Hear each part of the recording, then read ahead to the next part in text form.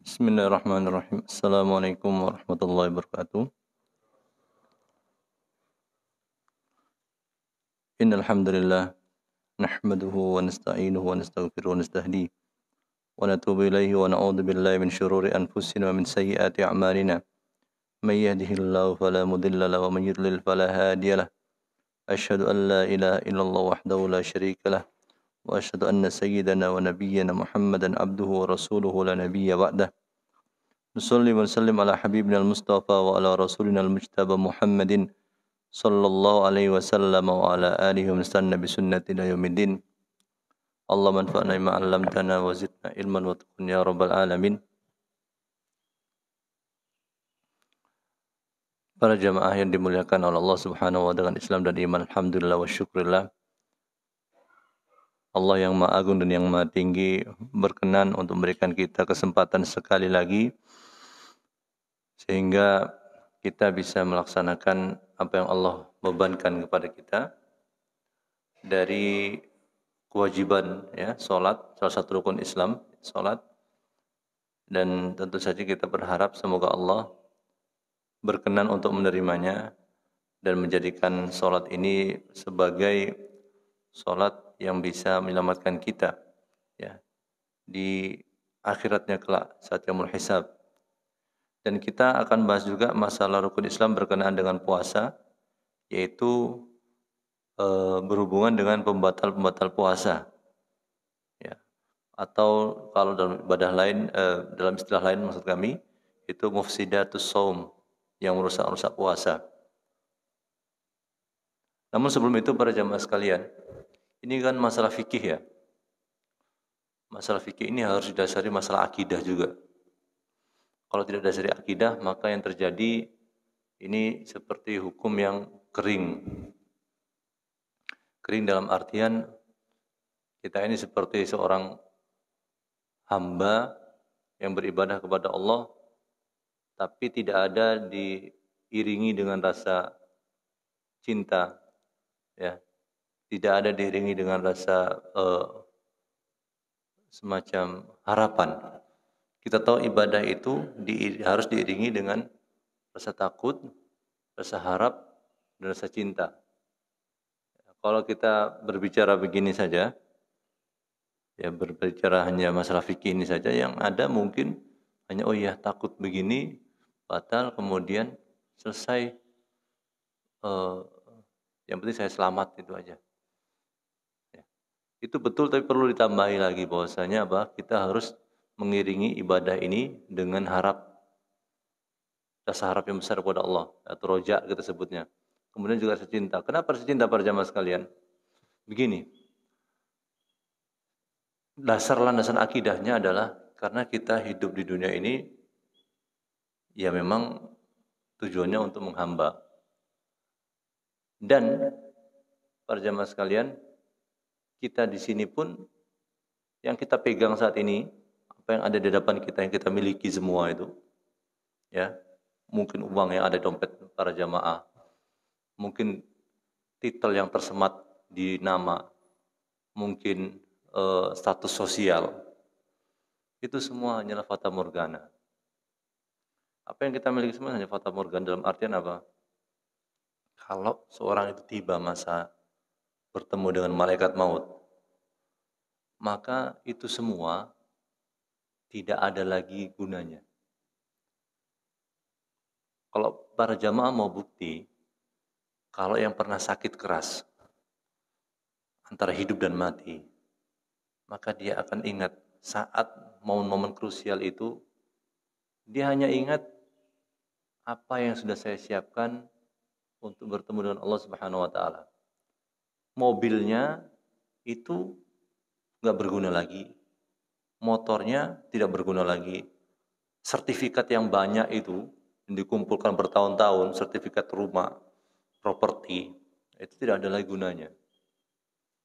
Ya, tidak ada lagi gunanya.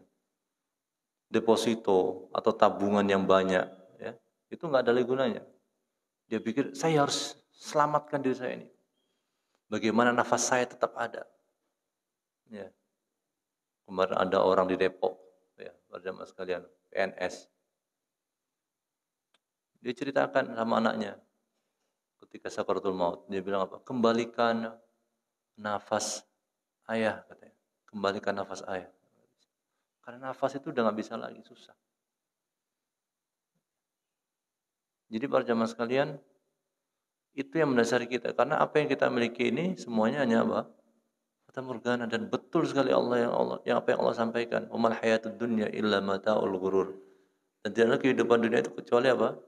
Kenikmatan yang menipu. Fata morgana didekati ketika seseorang, para jamaah sekalian, sekolah tinggi-tinggi, S1, dia cita-citanya ingin jadi profesor, S2, kemudian S3. Kemudian dia mendapatkan apa? SK dari presiden, jadi profesor.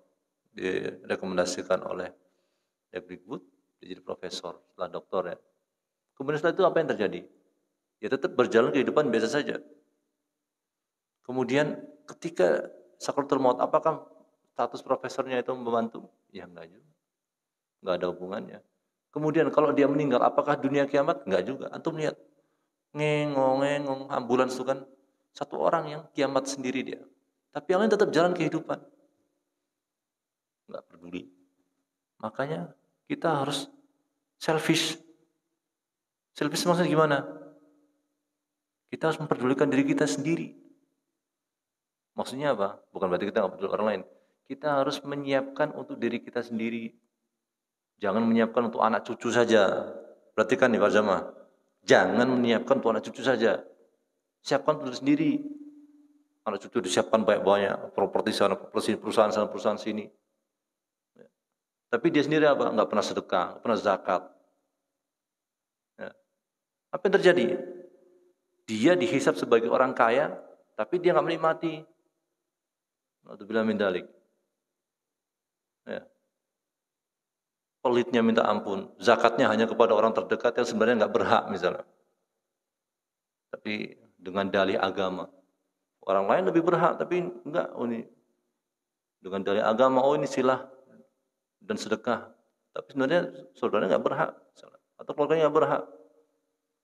Cuma gara-gara miskin sedikit atau mungkin lebih kurang harga dari sedikit. Intinya banyak hal yang Nah poinnya adalah para jamaah sekalian, termasuk ini puasa, syariat puasa. Syariat puasa ini kita iringi apa? Karena ini kan kita di dunia ini kan menghamba kepada Allah Subhanahu wa taala.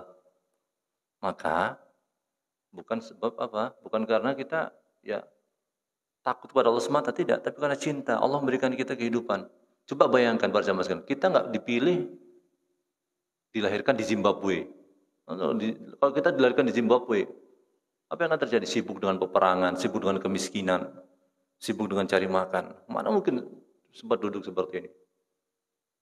Maka sejak lahir orang itu dipilih untuk mendapatkan kenikmatan. Masing-masing beda-beda. Maka jangan sekali lagi kita terjerumus ke dalam kufur nikmat. Maka ibadah ini pun harus diiringi dengan itu. Karena cinta kepada Allah telah memberikan saya kenikmatan seperti ini. Ya. Allah itu dari awal ingin kebaikan buat kita. Tapi orang tuh mengeluh saja. Mengeluh dan mengeluh kehidupannya. Coba dia dilahirkan di Afrika sana. Saya ingin tanya, ada nggak yang di sini yang dipilih untuk lahir di Bogor? Nggak ada. Nggak ada. Tapi Allah milik kita. Kenapa orang Afrika, apakah Allah nggak adil? Mereka dilahirkan di negara yang penuh konflik, kemiskinan merajalela, banyak penyakit. Nah, poinnya apa? Maksud hubungannya pembahasan kita apa? Hubungannya adalah Allah memberikan kita kenikmatan dari awal. Lahir di sini, dikondisikan seperti sekarang, di masjid yang Masya Allah, ya. Dan sekarang kita dimudahkan untuk belajar. Ya. Jadi kami ngomong di sini para jamaah sekalian bukan khusus ke para jamaah, maksudnya adalah ke yang kami pribadi dan juga yang mungkin bisa menyaksikan video ini. Ya. Kalau para jamaah kami lihat adalah orang-orang yang Masya Allah, karena apa? Karena berkenan untuk tidak tidur di rumah, ya, berkenan hadir dan tidak tidur di rumah. Padahal ya berhak juga tidur di rumah setelah capek mungkin sahur. Jadi itu ya, setiap fikih jangan dibikin hanya seperti hukum matematika saja. Nantinya apa? Orang itu dia jadinya apa? Keras hatinya, hobi debat dan apa tidak mau kalah, Akhirnya apa yang terjadi? Tidak ada keikhlasan. Tidak ada keikhlasan. Debat saja bawaannya. Ya, kita hanya mendakwahi orang dalam masalah fikih. Dia terima alhamdulillah, kalau enggak ya enggak apa-apa. Jadi kalau bisa begitu kita paham fikih ini. Maka ketika kita diskusi pun diskusi apa? Wajadilhum billati ahsan. Ya. Makanya kan Allah mengatakan ud'u ila sabili rabbika bil hikmati wal mau'izatil hasanati wajadilhum billati ahsan. Dakwailah ke jalan Rabbmu dengan hikmah dan mau'izah hasanah dan diskusi dengan mereka dengan cara yang paling baik. Ya. Makanya kan kalau bisa begini maka tenang saja para jamaah sekalian. Nah, kembali ke pembahasan kita. Jadi pembatal ini adalah tujuannya kita belajar ini supaya kita tidak terjatuh ke dalam pembatal ini. Makanya dikatakan apa namanya? Oleh ulama, araftu syarra lil syarri walakin tawaqqi. Aku ingin mengetahui keburukan, bukan untuk berbuat keburukan itu tapi untuk menjauhinya. Kita perlu tahu keburukan bukan untuk melaksanakan keburukan itu tapi untuk menjauhinya. Nah, yang jelas para jamaah sekalian modelnya banyak sebenarnya. Dan mungkin kalau antum sudah download itu banyak sekali. Tapi kita akan tambahi dengan hal yang sifatnya mungkin ini dianggap membatalkan padahal tidak, atau dianggap biasa padahal membatalkan ya. Yang pertama, pembatal puasa ini adalah makan dan minum dengan sengaja. Makan dan minum dengan sengaja para jamaah sekalian ini tentu didasari niat. Ya, didasari keinginan kuat atau iseng tapi ada niatnya. Soalnya niat manusia itu bertingkat-tingkat. Ada yang sekedar pengen biasa, ada yang tekad kuat, keinginan kuat untuk melaksanakan sesuatu.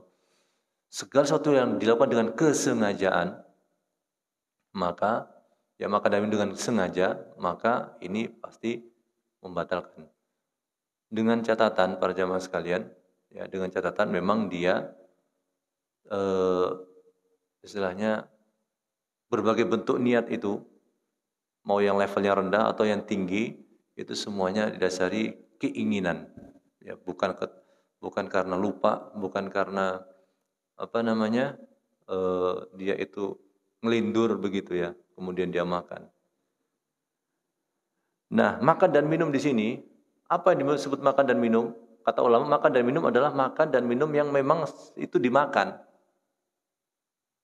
Kalau batu itu bukan untuk dimakan. Tapi ada orang makan batu, menurut ulama enggak membatalkan puasa.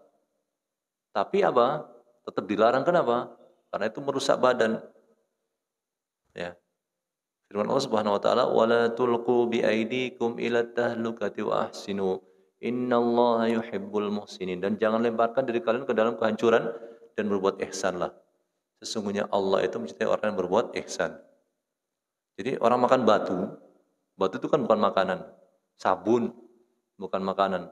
Tapi kalau orang makan sabun berbusa. Soalnya saya lihat ada orang anak kecil hobi makan sabun. Ada yang pasir, ada yang batu, ada yang kertas. Itu kan makanan. Tidak membatalkan puasa, tapi apa? Bikin dia sakit kan itu. Kalau sakit ya bisa nanti bisa disuntik dikasih pil, terpaksa minum pil, dan yang lainnya terpaksa dia harus dikasih air kelapa misalnya. Ya, maka ini bisa membatalkan dari sisi itu. Tetap dilarang ya, bukan berarti boleh. Kalau gitu saya makan batu banyak-banyak, tapi hancur nanti lambung kita, gitu ya para jamaah sekalian. Maka di sini makan dan minum sengaja itu termasuk membatalkan puasa. Termasuk apa para jamaah sekalian? Ini kalau sengaja kumur-kumur dengan keras atau istinsyak dengan keras, ya, sehingga masuk. Karena Nabi SAW mengatakan wabalighu fil istinsyaqi illa an takuna sha'iman. Kuatkanlah dalam hal istinsyak, memasukkan air ke hidung, kecuali kalian dalam keadaan puasa. Ya. Kenapa begitu? Karena potensi untuk masuk besar.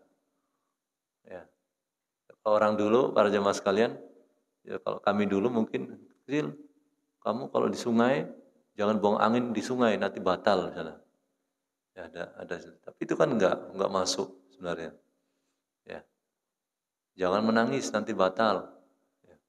banyak hal yang informasi-informasi yang mungkin perlu divalidasi, tapi ya mungkin karena saking saking apa namanya, saking takutnya tapi kemana-mana akhirnya. Padahal tidak seperti itu.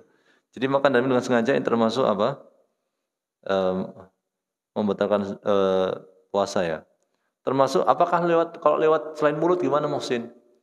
Lewat kulit bisa membatalkan juga. Kalau disuntik atau infus itu juga membatalkan puasa. Infus ya. Kenapa? Karena dia menggantikan posisi makanan meskipun bukan lewat mulut ya, bukan lewat hidung, tapi dia lewat kulit untuk apa? Membuat badan ini bertenaga. Pokoknya segala sesuatu membuat badan ini bertenaga itu membatalkan puasa. Tapi kalau misal vaksin gimana? Wallahu ta'ala vaksin itu kan tidak membuat bertenaga sebenarnya. Ya, tidak membuat bertenaga. Malah mungkin orang itu lemes. Dia tidak masuk membatal puasa. Tapi kata orang yang berkali-kali vaksin itu joki, tahu nggak joki vaksin? Di mana tuh saya di Sulawesi itu di mana tuh? Dia mengaku semakin sehat dan kuat menjadi joki vaksin.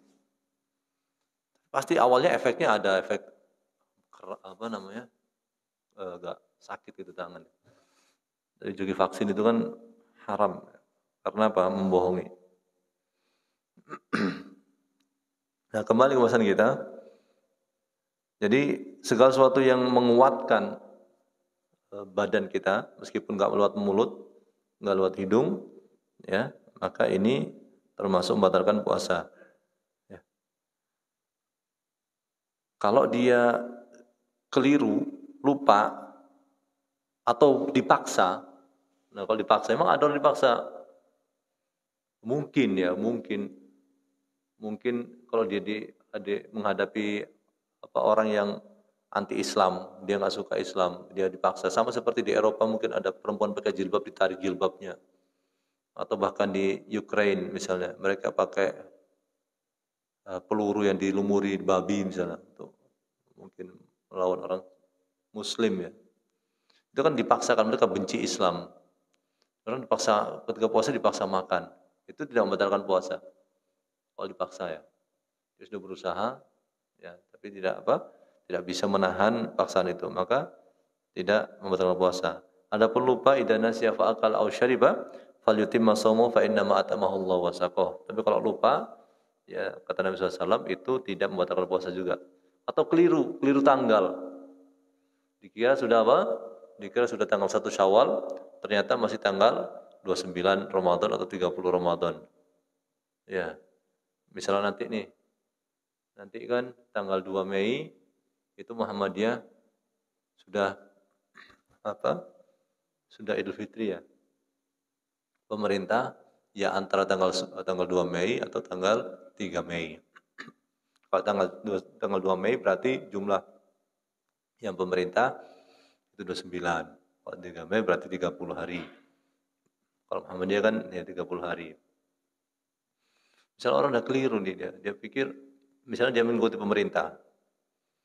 Ya, dia nggak sadar, kemudian dia dengar takbiran Allahu Akbar, Allah, Masjid Muhammadiyah.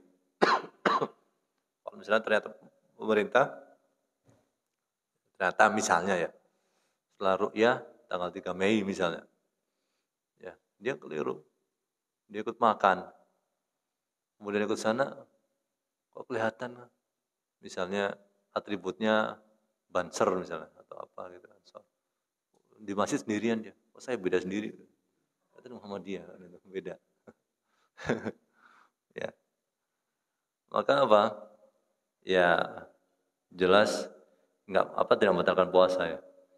Jadi tapi ya harus dilepeh itu yang dimakan tuh, baru ingat dilepeh jangan dilanjutkan lagi, ya.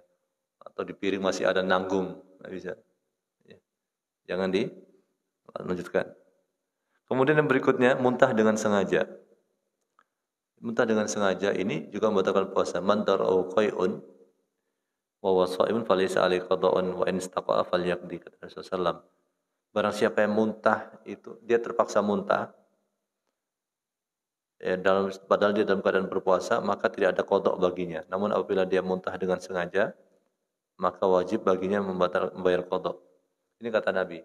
Memang ada orang sengaja muntah. Saya jarang mendapat ya, tapi mungkin zaman dulu sering kali ya. Orang mengeluarkan, dimasukkan tangannya ke apa namanya, ke tenggorokan. Ya. Atau orang kalau misalnya mungkin anak kecil makan apa gitu, ibunya atau bapaknya memasukkan tangan ke tenggorokan supaya dikeluarkan lagi. Dia makan duit, makan apa namanya, kelereng. Ya. Tapi intinya adalah orang kalau sengaja membuat apa namanya dirinya muntah, maka batal puasa. Tapi kalau nggak sengaja, ya nggak batal. Atau dia ini tipenya adalah orang yang sebenarnya jijian, suka jijik gitu ya. Maksudnya gimana Muhsin? Gini, para jamaah sekalian. Antum lihat itu, tukang sampah itu yang naik truk kuning tuh.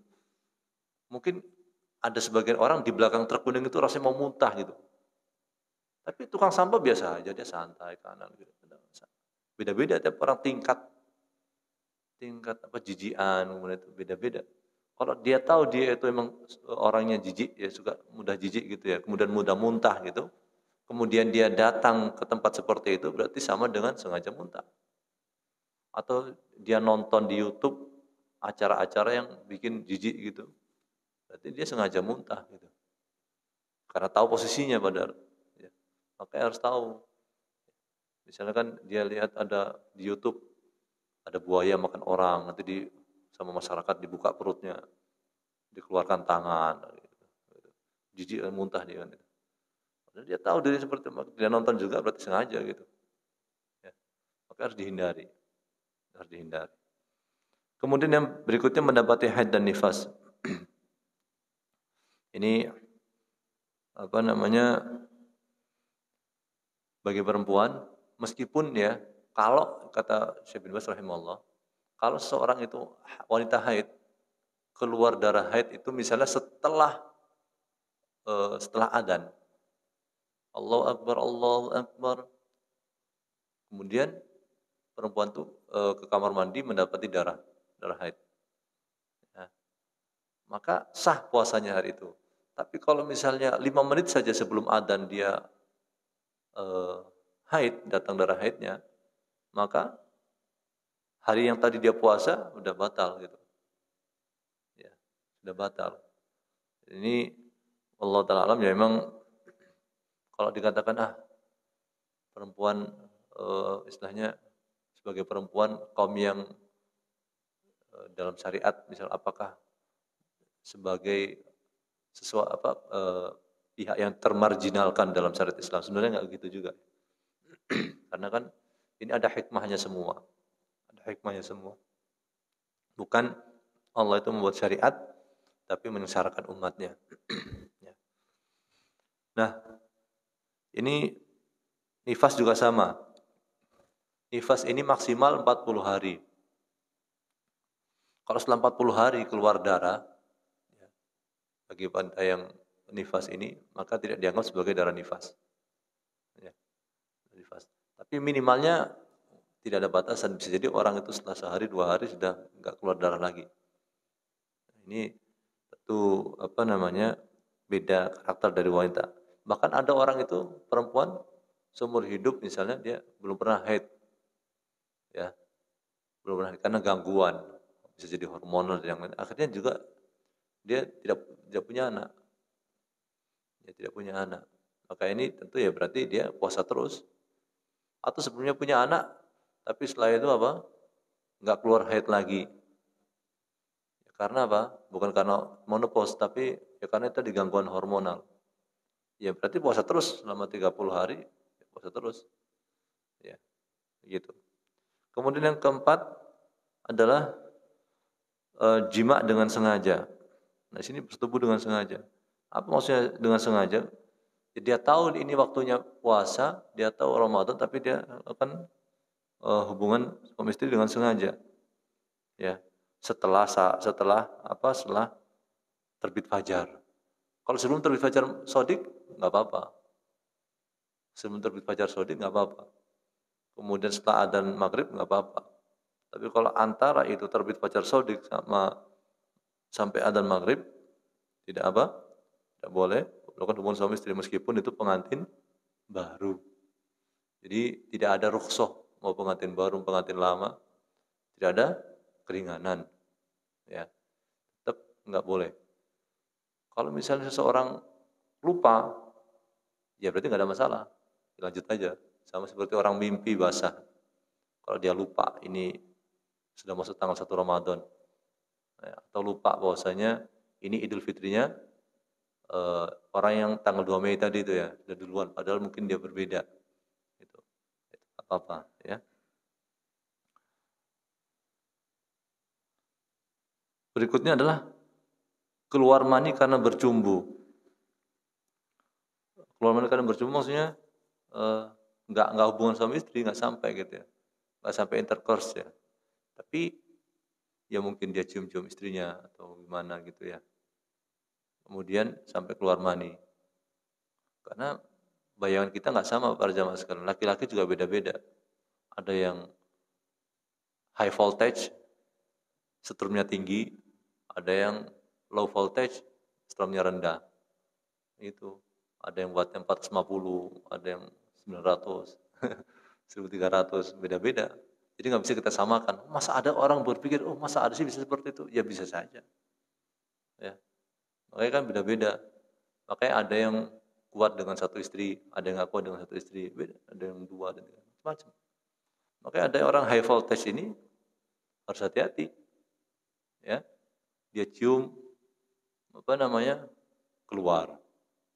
Ya, baru cuma cium keluar. Atau ini apa namanya? Maaf ya, edi, ejakulasi dini. Baru megang langsung keluar. Nah, ini harus hati-hati, makanya harus puasa. Jangan sampai deket-deket begitu. Ya. Makanya kan ini apa? Karena ini betul-betul untuk Allah Subhanahu wa taala. Syahwat itu tinggalkan. Makanya kan dalam hadis kan begini.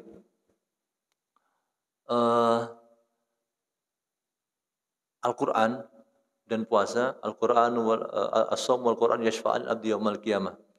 Yaqulu as-shaum ay rabb mana'tuhu at-ta'am wasyahawati bin nahari fasyaffi'ni fi.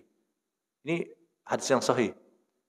Al-Quran dan puasa akan memberikan syafaat untuk orang yang mengamalkannya, mengamalkan Al-Quran, mengamalkan puasa, maka jadikan aku memberi syafaat untuk dia. Puasa nanti hidup.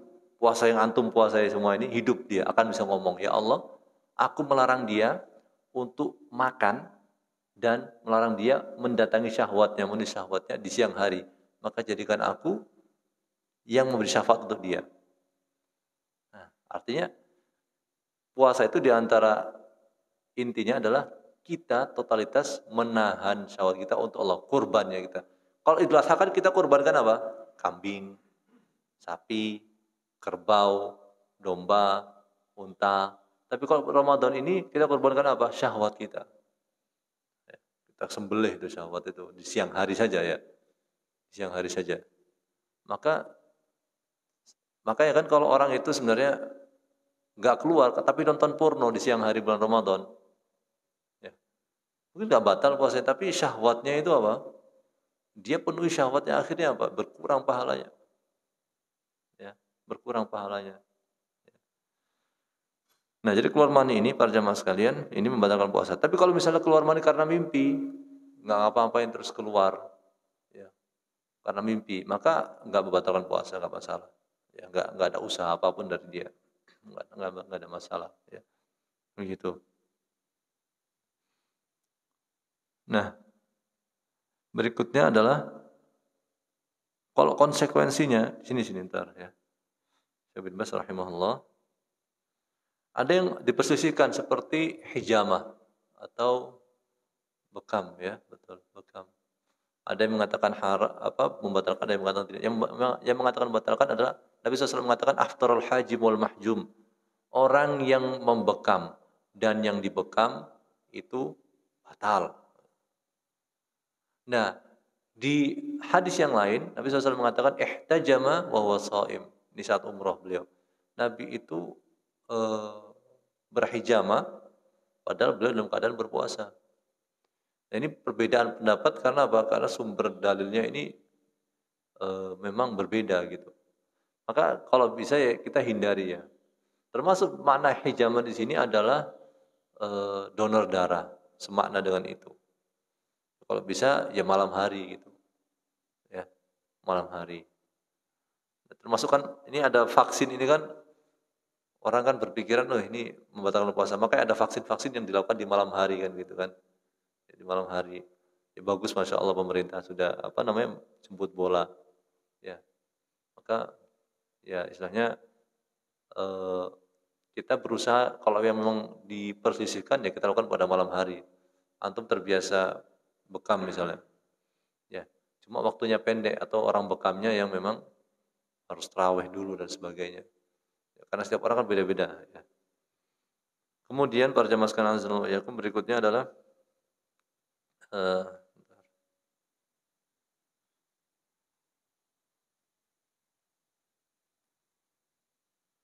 kalau keluar madi itu apa beda dengan mani? Mani ini keluar dalam keadaan lezat. Ya. Kalau kata ulama kemudian keluarnya itu eh, muncrat begitu ya mani itu. Kalau madi nggak begitu. Mani, madi itu keluarnya biasa. Ya. Dan madi itu keluar saat orang itu dalam keadaan bersyahwat tinggi. Tapi belum sampai tingkatan mani. Kalau mani itu muncrat, kemudian keluarnya dengan lezat dan baunya khas, itu mani. Kalau madi itu dia orang dalam keadaan syahwat tinggi, tapi keluarnya air itu nggak muncrat. Ya. Maka ini apa?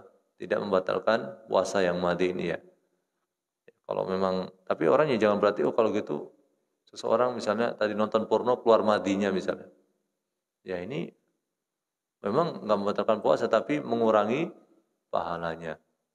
Orang marah juga ada yang mengatakan kamu jangan marah nanti batal puasanya. Orang marah nggak membatalkan puasa sebenarnya. Tapi kalau marahnya itu para jamaah sekalian eh, sampai menghardik, mencela, maka ini apa? Mengurangi pahalanya kata lajnah daimah. Karena begitu. Karena kan kita diarahkan Nabi SAW, fa in sabaka ahadun au jahula 'alaika faltaqul inni shaim. Apabila seseorang mencelamu atau maaf ya, mengerjaimu ya membuat engkau membodohi-bodohimu, maka katakan aku berpuasa. Perkataan aku berpuasa ini maknanya kata ulama bisa bermaksud supaya orang itu tahu bahwa saya berpuasa atau menekankan kepada diri sendiri saya berpuasa. Supaya apa? Tidak marah. Nah ini yang susah nih benar-benar para jamaah susah. Karena saya masih melihat ya kalau di jalan raya atau di jalan raya itu kalau macet tin dikit apa namanya? Tensinya tuh masih tinggi di jalan raya itu. Mau Ramadan atau enggak. Coba deh perhatikan. Ya, coba diperhatikan. Masih kan ramai di apa namanya? Di jalanan tuh masalah mobil. Ya. Dan yang saya suka ya kalau saya di jalan tuh saya suka ngelihat ke warung-warung. Warung-warung itu pagi-pagi saya lihat, oh, itu tertutup tirai, alhamdulillah. Melihat ke bawah dikit, oh ada kaki. Gitu. Saya pikir alhamdulillah itu safar kan gitu. Lagi safar mungkin lagi mudik pikiran. Saya bingung kok pakai jaket ojol saya bilang gitu. Atau mungkin safar dia gitu pikiran. Ya alhamdulillah. Tapi saya suka aja gitu ya. Ini ada orang gitu. Ya. Tapi nggak tahu, saya ingat saya MUI mengeluarkan fatwa, katanya mungkin saya salah tolong dikoreksi, nggak apa-apa buka warung itu siang hari, cuma mungkin pilih-pilih kali siapa konsumennya. Nah, termasuk yang apa namanya, sebenarnya ada pertanyaan nggak sebelum saya lanjutkan?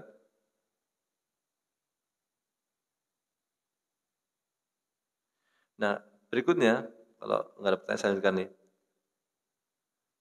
kata Syed Bas ya, orang yang pakai tetesan di hidung kemudian mendapati rasanya di apa namanya, tenggorokan, dia batal puasanya.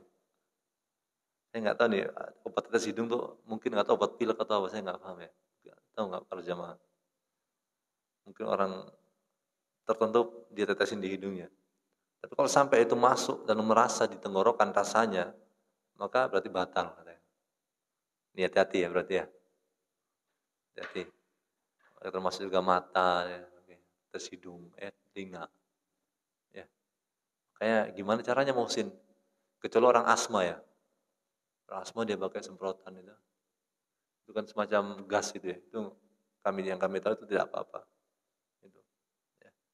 Tapi dia kalau dia sekali lagi kalau memang bisa ditunda, ya, misalnya pakai semprotan asma itu saat kumat aja kalau nggak salah. Ya. Saat kumat aja atau memang ada atau ada jadwal? Ada yang rutin ya. Nah ini kalau memang lagi kumat ya nggak apa-apa ya. Insya Allah nggak batalkan puasa. Itu kalau misalnya aromaterapi, inhaler ya. Nah ini kan gas saja ya, semacam gas gitu ya. Insya Allah tidak masalah. Tapi yang dimaksud oleh Syekh di sini adalah yang tetesan-tetesan itu yang sampai kerasa di tenggorokan. Kok bisa begitu Musin? Kan ya ada THT kan saluran berhubungan ya. Hidung, tenggorokan, telinga, hidung, tenggorokannya. Makanya harus hati-hati ya para sekalian. Nah, di sini ada agak aneh juga nih. Ya memang kalau misalnya orang lagi sahurnya terlambat, kemudian karena dia tidur mungkin ya, atau dia sahur, ya, jam 2 udah sahur keliling itu kan. Keliling itu, kemudian dia tidur sebentar, ternyata kelewatan. menjelang apa? Menjelang selesai, menjelang subuh baru bangun. Nah, ini gimana hukumnya? Dia makan atau enggak ini? Ya, yang ada dia. Ya Allah Ta'ala alam sini ada perbedaan pendapat dengan ulama ya. Nah, dalam satu hadis kan memang apa namanya? Kalau masih di tangan jadi makan. Tapi ada ulama-ulama yang mengatakan kalau sudah azan stop sudah. Kan gitu. Stop. Makanya kalau memang kira-kira dia itu tipenya orang yang kuat fisiknya, ya tinggalkan. Tapi kalau misalnya betul-betul nggak kuat, karena dari kelilingnya sahur gitu, ya, dia makan sedikit secukupnya, yang di tangannya saja ya. Tapi sekali lagi ini harusnya dihindari. Nah itu termasuk juga ya tadi keliling-keliling itu, udah jam 2, jam setengah 3, orang belum waktunya udah mengganggu orang tidur gitu. Ya, apa harus meskipun apa nih semangat ya nggak begitu. Ada yang begitu keliling sahur habis itu nggak sholat subuh ini terlalu. Atau takbiran para jamaah sekalian, takbiran Idul Fitri sampai jam 2, jam 3. Habis itu kelewatan sholat Idul Fitrinya. Ada seperti itu. Ya. Jadi salahnya. Harusnya apa? Harusnya yang wajib itu didahulukan. Takbiran ternyata bukan hanya sholat subuhnya, sholat Idul Fitrinya pun kelewat gitu. Ini apa? Nah yang boleh itu berikutnya adalah bersiwak ya. Bersiwak nggak ada masalah ya sama sekali.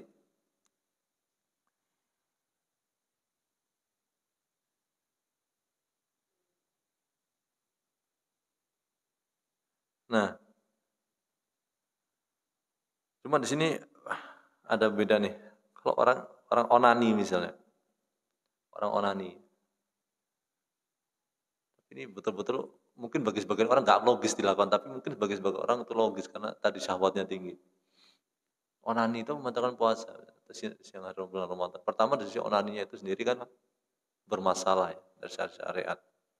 Ya, karena kita ingat soal mukminun والذين هم لفروجهم حافظون إلا على أزواجهم أو ما ملكت أيمانهم فإنهم غير ملومين فمن ابتغى وراء ذلك فأولئك هم العادون. Surat Al-Mu'minun ya.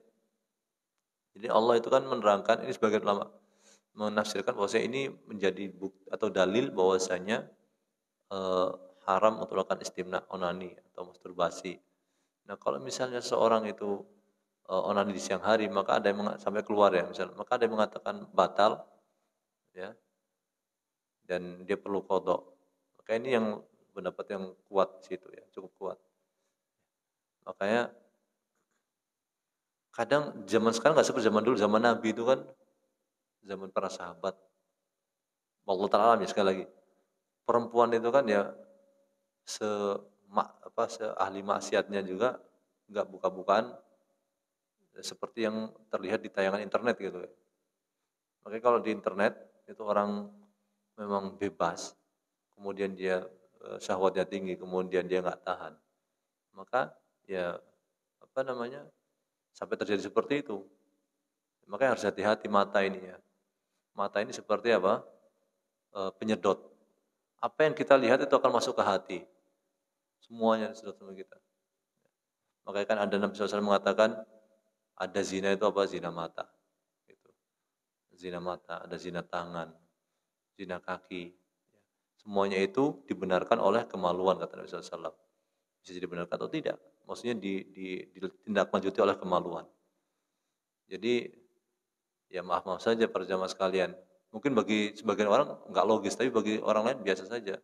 Terutama bagi orang duitnya banyak di luar negeri.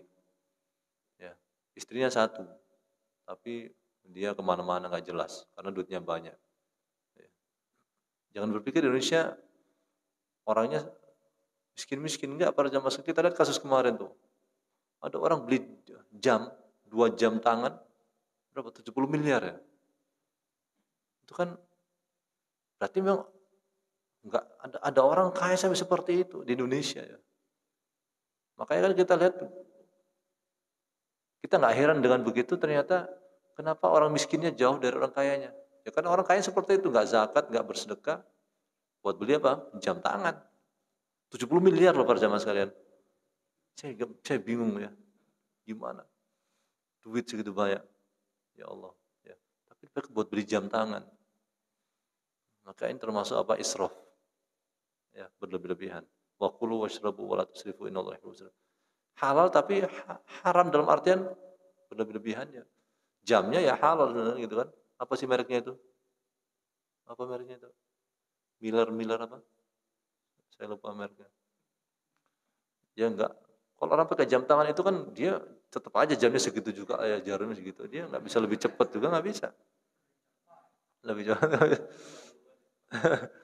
Atau bisa menahan waktu gitu nggak bisa. Ya tetap. Tapi berarti ini orang Indonesia ya para jemaah sekalian. Artinya ya maksudnya apa? Kembali ke pembahasan kita. Ya, ada orang tuh kaya, makanya kan dia bebas melakukan apa saja. Jangankan berarti kalau jamnya dibeli, maka perempuan di mana ya? Dia di hotel di mana? Sederhana saja. Ya. Makanya raja, zaman dulu ulama fikih mengatakan, raja itu tidak boleh apa namanya membayar kalau dia berjima sengaja jima di siang hari Ramadan, nggak boleh apa? Nggak boleh ambil opsi membebaskan budak. Kenapa? Mudah bagi dia bebaskan budak. Tapi dihukum dengan apa? Suruh puasa 60 hari berturut-turut. Nggak boleh apa? Nggak boleh ada jeda. Para raja dulu tuh. Ada lama fikir gitu. Kan opsinya kalau orang sengaja jima di siang hari apa? Di antaranya apa? Membebaskan budak. Ya. Kalau raja mah gampang ya. Dia mungkin 30 hari dia nggak. Kan istrinya banyak. Jangan pikir antum. Satu istrinya banyak.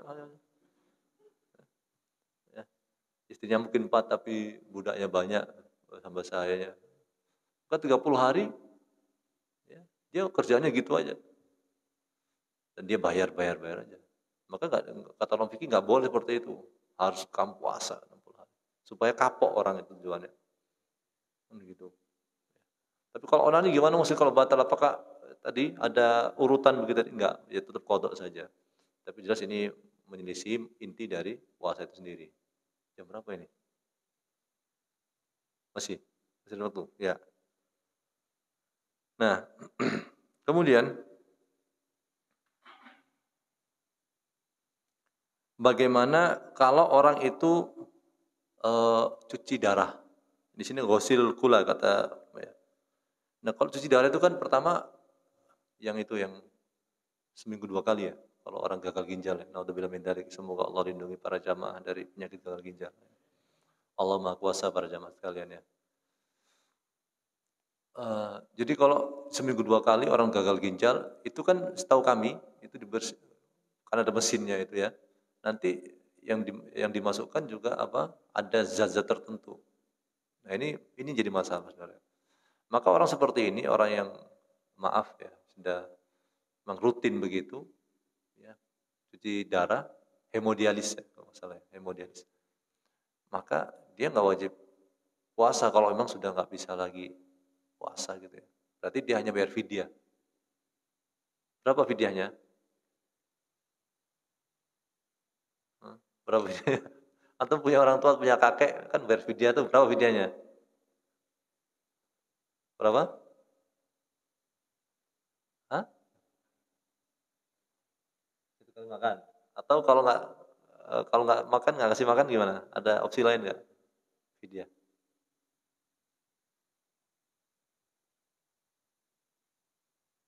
Jadi kan gini kan, ada 4 mood, eh, 4 mood itu, ya satu sok 4 mood. Itu untuk zakat fitrah. Fidyah itu setengahnya, berarti 2 kali tangan nih, ambil ambil beras masukin. Atau kalau ada orang mau konversinya, misalnya 1,5 kilo, 1,5 kilo. Jadi kalau masih muda, tapi memang sudah nggak mampu lagi berpuasa karena sakit tertentu, misalnya ya tadi itu ginjalnya bermasalah, sehingga dia terus harus apa, ya, obat tertentu, maka para jemaah sekalian, ya dia nggak puasa tapi menggantikan dengan fidyah. Ya, fidyah. Fidyah dikasih ke siapa? Apakah ke 8 kelompok penerima zakat? Fidyah dikasihkan kepada orang miskin saja ya. Fidyah dikasihkan kepada orang miskin saja. Orang miskin ini siapa?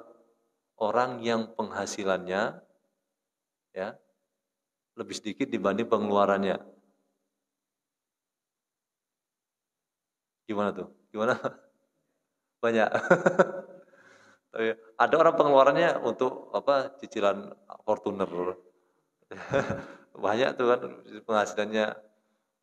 Tapi yang maksudnya adalah untuk yang orang itu kebutuhan pokok, ya kebutuhan pokok ya, bukan yang kalau kita survei ya orang mana yang besar pasar daripada tiang, para pegawai nih, yang mana saja besar, ya mungkin nggak sedikit itu, tapi cuma lihat pengeluarannya apa gitu. Bayangkan pada zaman sekarang ada orang gajinya 60 juta per bulan masih ngerampok loh. Saya bingung kan kasus kemarin kan beda-beda tiap orang ya tentu ya pengeluaran, tapi ya nggak segitu juga kali kan. Ya, makanya kan kembali ke orangnya. Nah, orang miskin itu, orang miskin kalau dia keluarga bagaimana? Ya boleh bagus, tapi bukan yang dinafkahi kalau jadi ada orang tuh gini ya, perjamaah sekalian. Eh, Misalnya zakat ya, zakatnya dikasih ke keluarga, kasih ke bapaknya, kasih ke anaknya supaya apa? Nafkahnya gugur. Itu nggak bisa ya, seperti itu. Jadi intinya adalah ya kita cari orang miskin yang betul-betul memang kita nafkahi. Kalau ada keluarga kita miskin, misalnya anak kita nih, anaknya gede, sudah nikah, ternyata masih merangkak, ya nggak bisa apa namanya, nggak bisa bayar kontrakan. Ya antum nafkahi, kalau antum berada, ya kalau antum berada. Kenapa? Memang ada yang mengatakan sampai balik anak itu dinafkahi. Tapi kalau memang setelah balik masih, ya bukan karena dia lalai ya, tapi memang sudah berusaha, cuma ya rizkinya segitu-gitu aja, maka dinafkahi nggak ada masalah. Jangan kasih zakat ke dia, ya, jangan kasih zakat ke anak atau ke bapak. Gitu.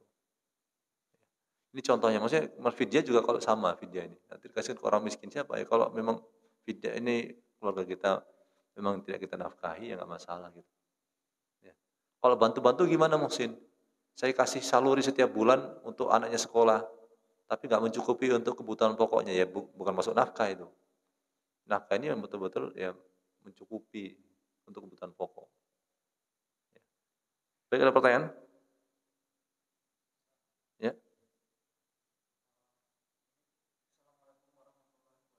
Assalamualaikum warahmatullahi wabarakatuh.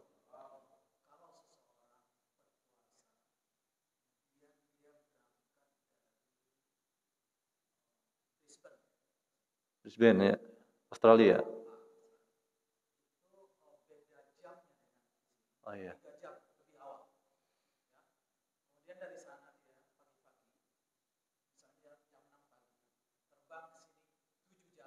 Ya.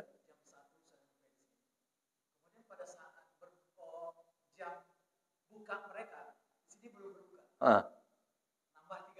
Oh iya. Oh iya.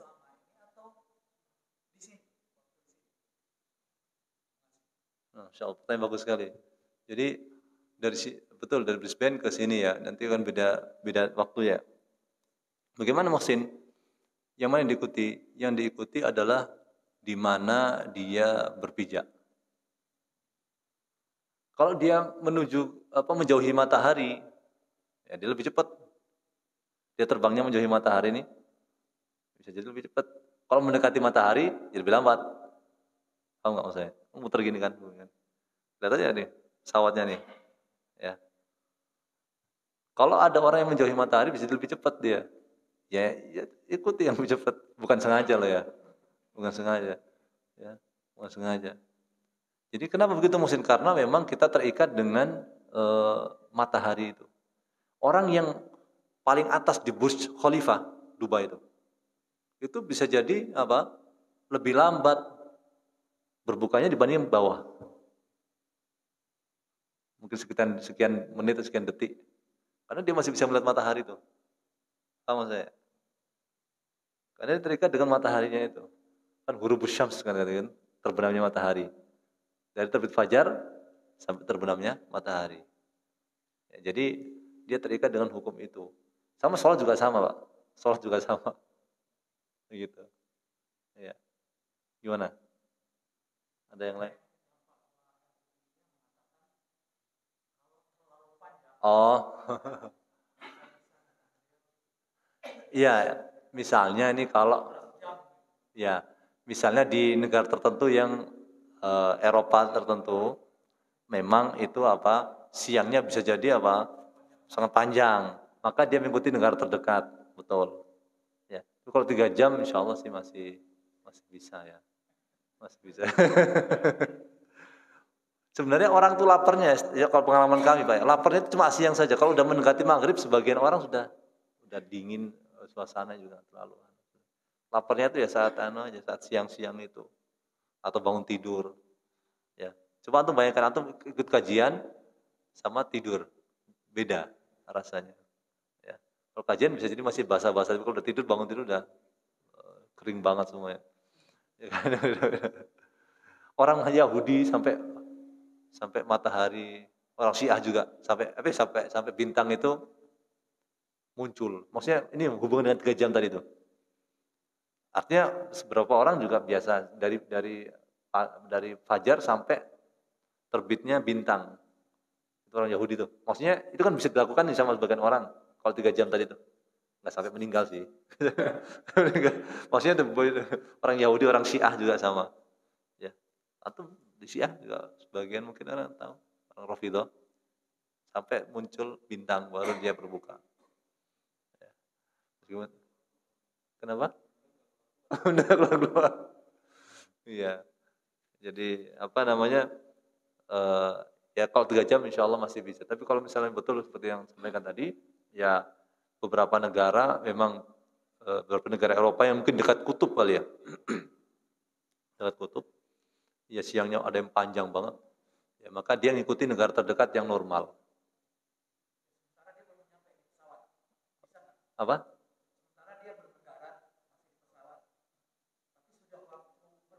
Oh, oh boleh berbuka, boleh nggak ada masalah.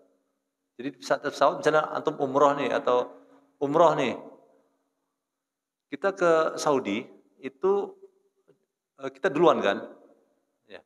Kalau kita ke sana itu lebih lambat. Kalau kita pulang dari umroh nih, pulangnya pas Ramadan misalnya, untuk pertengahan Ramadan, ya lebih cepat. Ya, lebih cepat karena kita menjauhi itu matahari. Ya. Jadi ya gimana?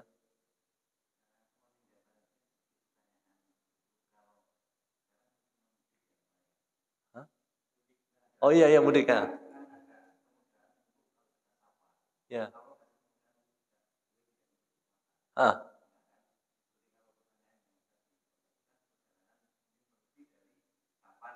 iya iya. Oh betul. Iya, betul. Iya.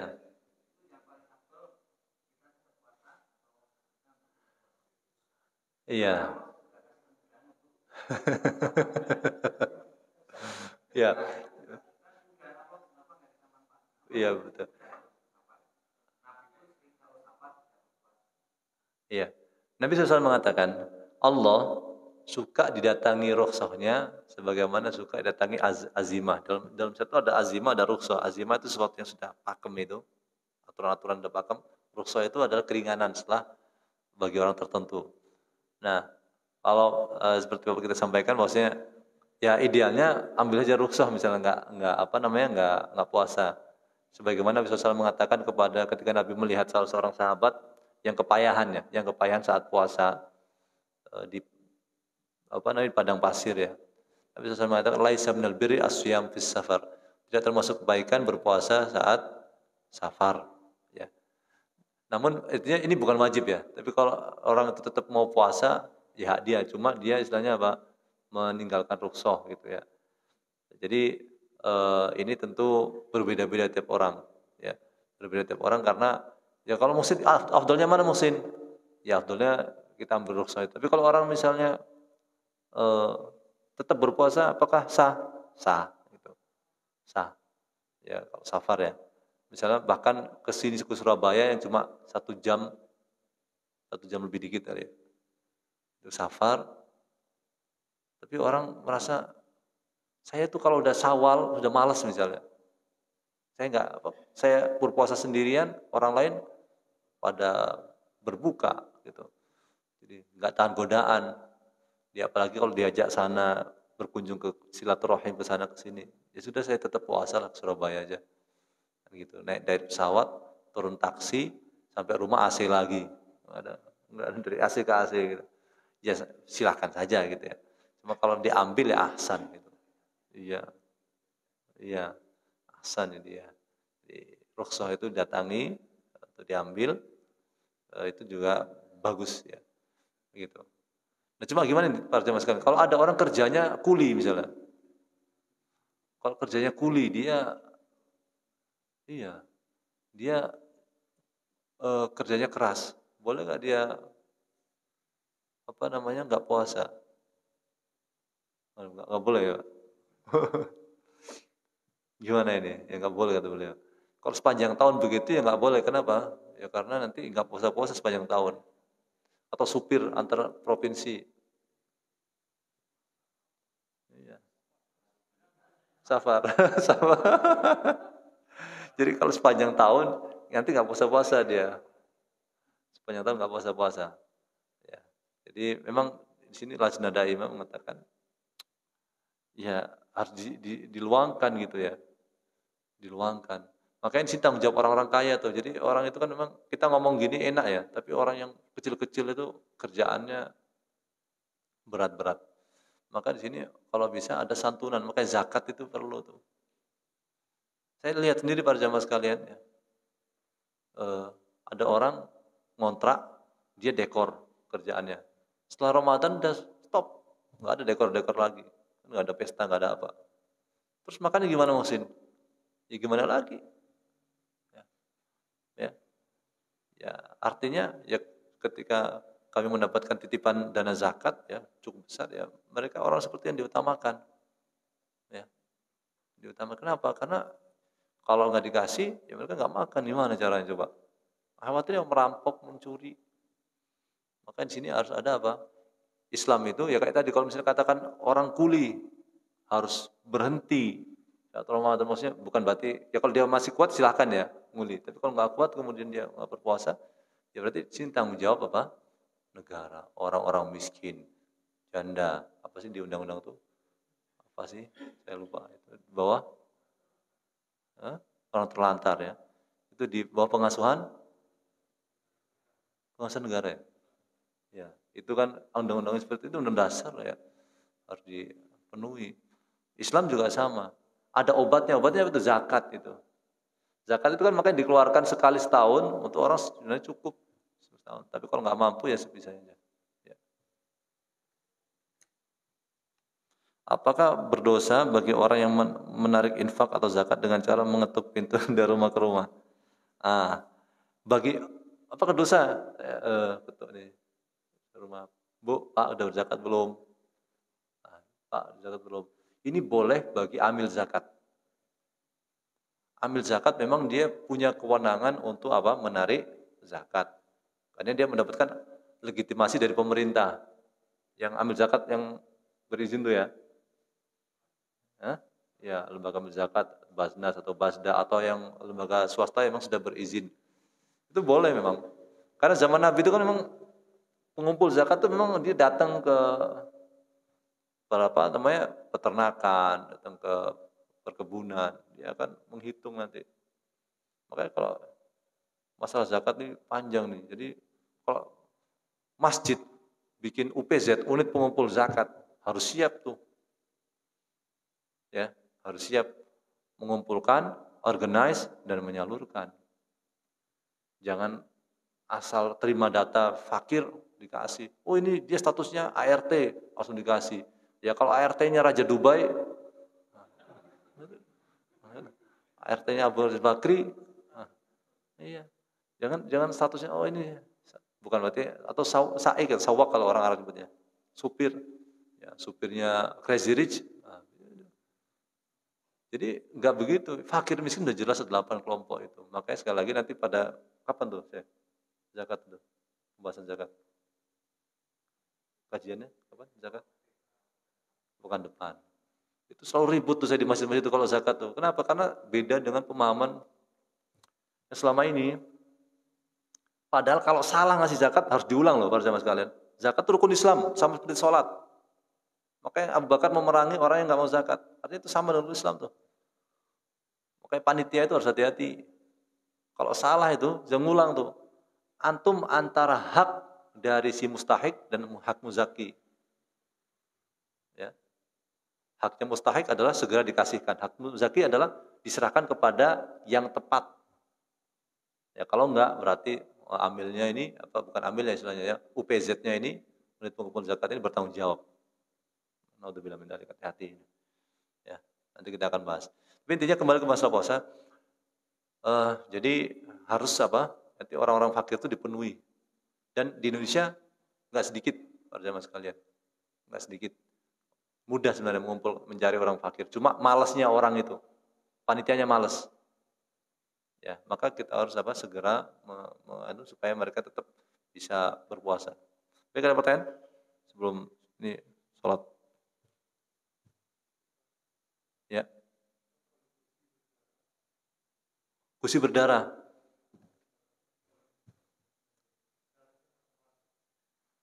Gusi berdarah. Jadi kalau sedikit darahnya dan bisa di apa namanya dibuang nggak ada masalah. Ya. Tapi kalau misalnya darahnya keluar banyak dan dia lemes, ya maka sama seperti tadi hijamah tadi. Ya, maka harus ya silakan untuk berbuka. Tapi beda-beda tiap orang ya. Beda. Ada yang orang itu keluar darah sedikit lemes, ada yang sedikit langsung tepar karena ada anu. Ya, kembali pertanyaan tadi ya. Kalau orang yang mengetuk pintu ini bukan yang resmi dari pemerintah, maka ini nggak boleh sebenarnya. Yang mengetuk pintu ini. Jadi ya bukan resmi dari pemerintah yang apa? Cukup pengumuman saja.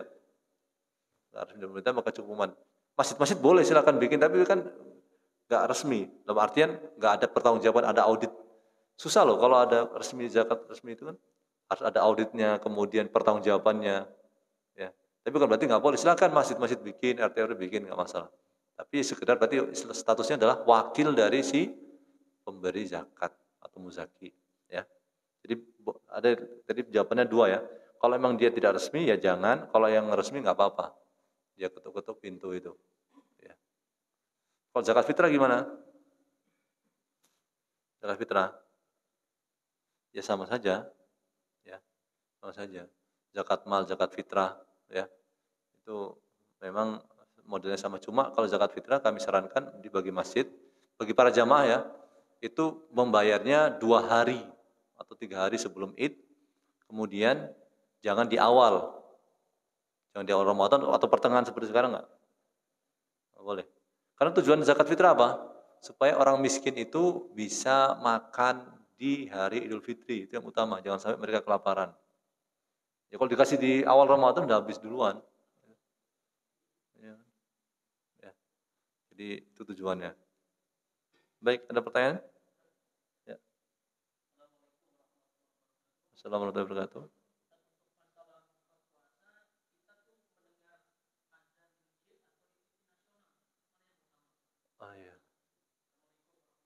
Assalamualaikum warahmatullahi wabarakatuh.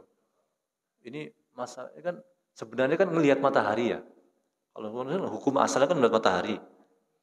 Sekarang tapi orang sekarang terhalang itu maksudnya terhalang bangunan. Terhalang bangunan. Pohon ya. Kalau di zaman Nabi itu kan padang pasir gitu ya, orang ya tanah lapang gitu ya. Kelihatan turun dari ufuk, bulut-bulutnya turun dari ufuk ya sudah selesai sudah. Ya. Itu zaman dulu. Makanya sekarang pemerintah ngasih penanggalan abadi. Enggak tahu sini ada enggak? Penanggalan abadi. Ada di atas ya. Penanggalan abadi itu yang tapi makanya kan ulama ada yang mengkritisi itu karena setelah dicek dia naik ke atas apa gedung yang tinggi dicek misalnya waktu subuh. Ternyata penanggalan itu lebih dulu dibanding Fajar Shodiq itu terbit. Ada ulama yang coba membuktikan itu ya, sebagian ulama. Maka kan ribut itu sebagian waktu berapa tahun yang lalu di Indonesia juga sama.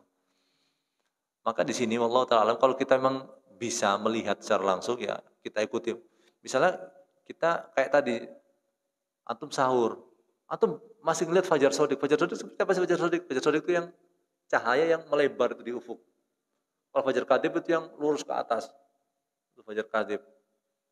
Ya, kalau antum masih melihat itu Fajar Shodiq itu, belum melihat, ya antum masih makan aja meskipun orang adzan, ya enggak peduli. Berarti apa? Adzannya dia belum pada waktunya. Ya, adzan subuh maksudnya. Ya. Jadi antum makan. Ya. Kalau misalnya antum sudah melihat itu sudah turun duluan, ya, mataharinya, kemudian belum adzan, ya antum makan saja. Kalau antum bisa melihat loh ya. Tapi kalau nggak bisa melihat gimana Muhsin? Ya ikuti yang ada saja. Nah, gimana? Sekarang nasional apa yang lokal?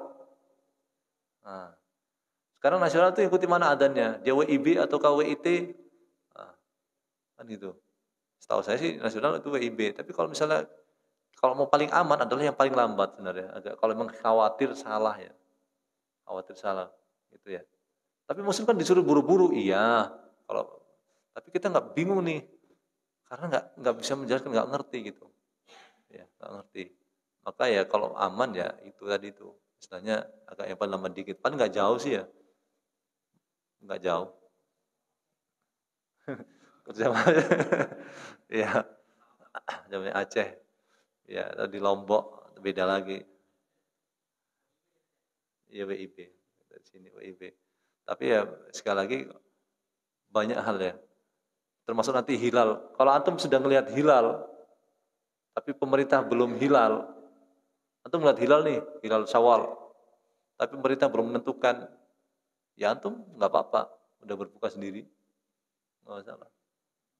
Ya, tapi antum nggak boleh keluar-keluar, nggak boleh keluar, karena antum sudah melihat, ya silahkan aja nggak apa-apa. Ya. Karena hukum asalnya begitu. Ya. Baik. Mungkin ini saja para jamaah sekalian dan semoga saja para jamaah dimudahkan Allah Subhanahu wa taala untuk bisa berpuasa ya sampai akhir Ramadan ya tanpa ada sakit ya, tanpa ada pembatal, tanpa ada makruhat sesuatu yang dibenci. Karena kita tahu para jamaah sekalian Nabi SAW mengatakan rubba shaimin hadduhu min siyami al-ju' wal atas, betapa banyak orang berpuasa tapi dia hanya dapat rasa lapar dan dahaga. Kemudian Nabi juga mengatakan ahwanus shaumi tarkul akli wasyurbi. Paling rendahnya level puasa adalah seseorang meninggalkan makan dan minum saja. Kita mencoba menghilangkan itu ya. Jadi kita berusaha untuk jangan sampai puasanya hanya puasa makan dan minum, dan harapannya semoga saja setelah kita keluar bulan Ramadan para jamaah sekalian antum diberikan ilmu yang bermanfaat, kemudian amal soleh mengamalkan ilmu tersebut dan bisa mendakwahkannya. Kami mohon maaf para jamaah sekalian apabila ada salah dalam apa yang kami sampaikan. Apa yang benar adalah dari Allah Subhanahu wa taala dan yang salah adalah dari diri kami pribadi dan dari setan. Allah taala dan Rasulullah berlepas dari itu. Kita tunggu kafaratu majlis subhanakallah wa bihamdika asyhadu an la ilaha illa anta astaghfiruka wa atubu ilaik. Wassallallahu ala nabiyina Muhammad wa ala alihi wasallam. Wassalamualaikum warahmatullahi wabarakatuh.